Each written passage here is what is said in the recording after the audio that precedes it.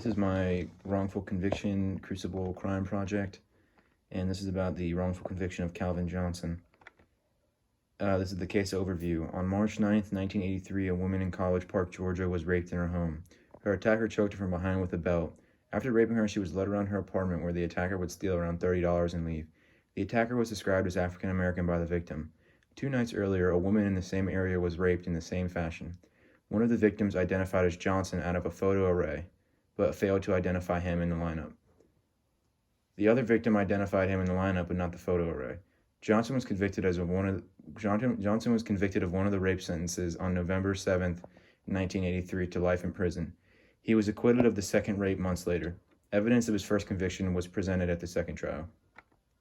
How did the authorities handle the case of Calvin Johnson? The prosecution centered its case around the identification of Johnson, the victims and the other women in the area who had incidents with a similar-looking criminal in the same time period. Both victims identified Johnson in a hearing. A camouflage jacket and a green sweater with light stripes on the sleeves found in Johnson's home were consistent with the descriptions of the attacker. Police did not use DNA testing and used process to elimination to convict Johnson based on blood and semen tests. Lab analysts turning a blind eye to testing and misleading information. A lab analyst also testified wrongly at a trial when they said that 36% of the male population could be removed as potential donors of the semen found in the swab collected from the victim after the crime. Serology testing showed that the victim and perpetrator shared the same blood type. The evidence being tested is merely a stain of semen from the perpetrator and samples from the victim's body, and testing does not detect blood group substance or enzymes foreign to the victim. With that being said, testing at the time would not allow the blood type to be identified. This is misleading because it failed to inform the jury that 100% of the male population could be included and that none can be excluded is highly misleading.